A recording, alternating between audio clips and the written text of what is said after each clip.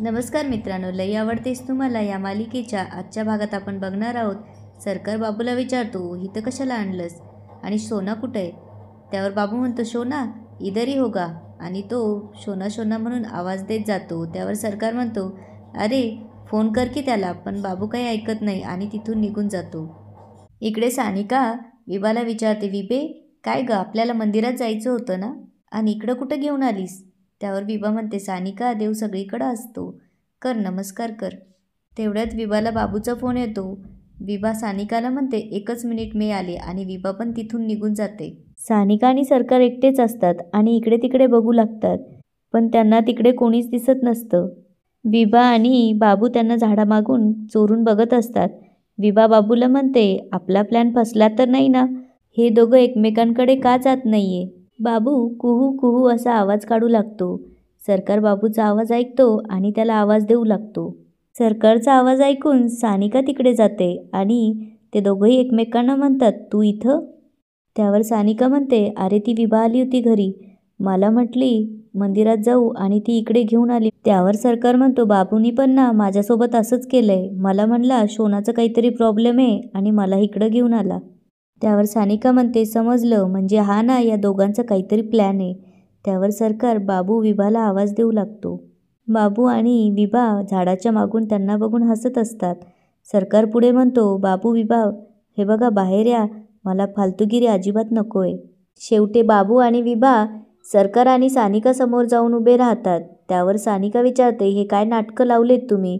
त्यावर बाबू म्हणतात, अरे आज व्हॅलेंटाइन डे, शादी के बाद का तुम्हारा पहला वैलेंटाइन डे मेरी जान, इसलिए हम दोनों ने सोचा कि यार सेलिब्रेशन तो होना चाहिए ना. त्यावर सरकार म्हणतो, खणखण कानाखाली आवाज काढील, अजिबात काही बोलू नकोस, मार खाशील. त्यावर बाबू म्हणतो, मार खाशील काय? वो फर्स्ट नाईट वाला सरप्राईज अच्छा लगा था ना, उधर जाना है हमको. त्यावर सरकार विचारतो, आता तिकडं काय? त्यावर विभा म्हणते, लई प्रश्न विचारता यार तुम्ही, चला लवकर. असं म्हणून ते दोघांना तिकडे घेऊन जातात. इकडे सई कमळ म्हणत असते, पोरगा दोन शब्द चांगले काय बोलला, लगेच पागळलीस की तू, सगळं विसरून टाकलंस. पुढे ती म्हणते, अगं आत्ते आठव की जरा, सरकार साखरगावात जायच्या आधी कसा होता? त्याला आईपुढं काय बी दिसत नव्हतं ग. माणसं लग्न झाल्यावर बदलतात हे ऐकून होते मी, पण आता सुत्ताच्या डोळ्यांनी खरी परिस्थिती बघते मी. पुढे ती म्हणते, काल बी ना, काल त्यो तुझ्याकडे आला होता, ते बी सानिकानंच पाठवलं असेल बघ. आपला सरकारला आता काय बी कळत नाहीये, नुसतं त्या सानिका पुढं नंदीबाईलासारखं मान डोलवतोय बस. पण आपल्याला बी कळायला पाहिजे ना, आज बी आली होती ना सकाळी साडी नेसून, मला पाहून जरा बरं वाटलं. म्हटलं सूर्यानं कसं राहावं हे तिला कळतंय, पण नाही, ती साडी बी ना तिनं सरकारकडून हट्टानं मागून घेतली या. तिला ना साडी बी नेसता नाही येत बघ, तिनं सरकारकडून साडी नेसून घेतली या. आता मला सांग, असं कोणी आपल्या नवऱ्याकडून असे कामं करून घेतं का? लाज कशी वाटत नाही ग त्यांना? आणि आता तर कहरच झाला बघ. दोघं बी गेले व्हॅलेंटाईन डे साजरा करायला बाहेर. त्यावर कमळ विचारू लागते, काय व्हॅलेन काय? त्यावर सई म्हणते, अगं आत्ते व्हॅलेंटाईन डे म्हणजे बाहेरच्या देशात आहे का नाही, आजचा दिवस प्रेमाचा दिवस म्हणून साजरा केला जातो. पुढे ती म्हणते, करा की साजरा, पण आता घरात काय परिस्थिती याचा जरा विचार कराल की नाही? सरकारला तर काहीच वाटत नाही, पण सानिका काय मुद्दाम करते की काय? बोलून काय उपयोग आहे? आता आयुष्यभर हेच बघायचंय की आपल्याला? जाऊ दे, तू आराम कर.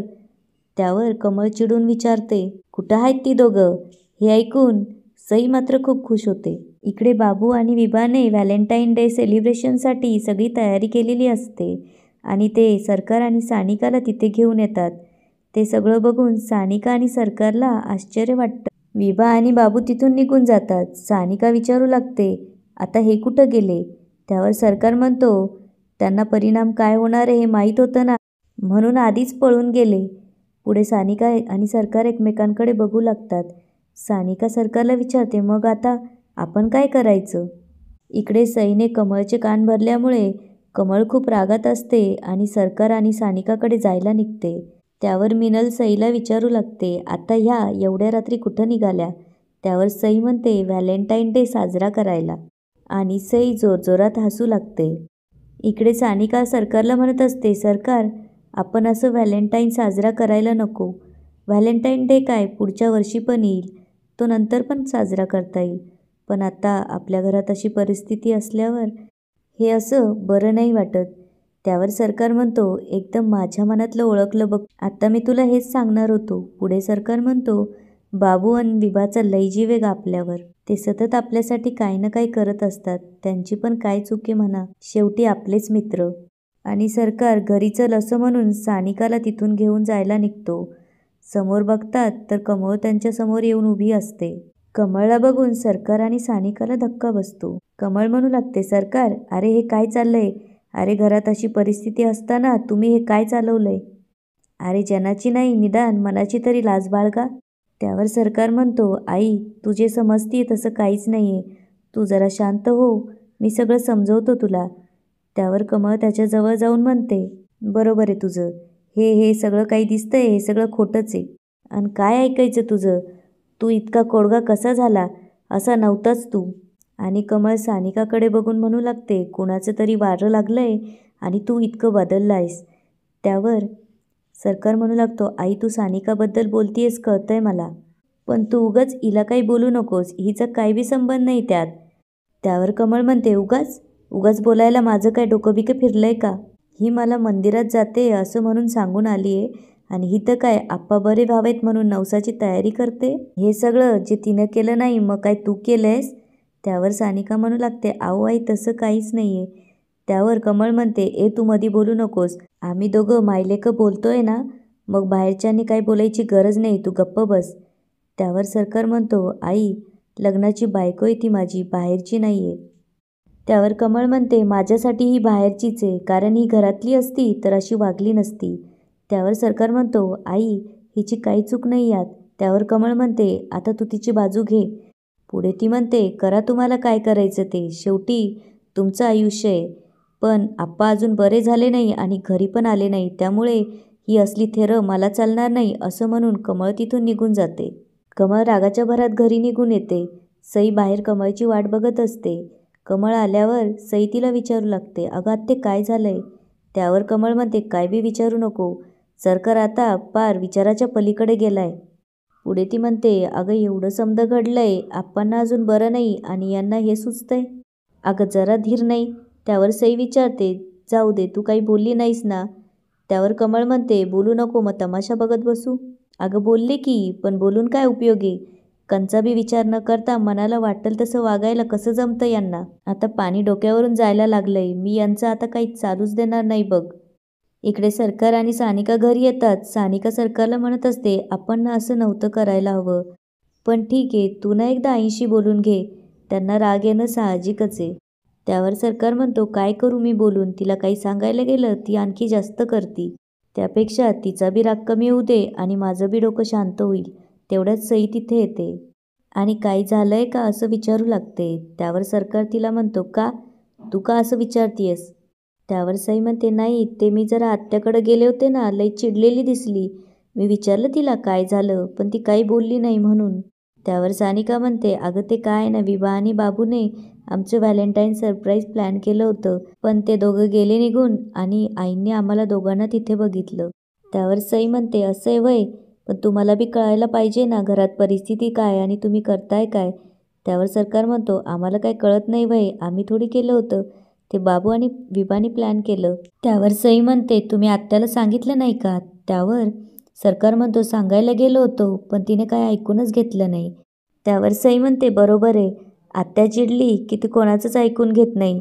तुम्ही जाऊ नका आता तिच्याकडे, मी जाते आणि सांगते, हे तुमचं नाही विभा आणि बाबूचं काम होतं ते. त्यावर सानिका म्हणते, अगं नाही नको, त्यांचं नाव नको सांगू, नाहीतर आत्या त्यांचं इथं येणं बंद करतील.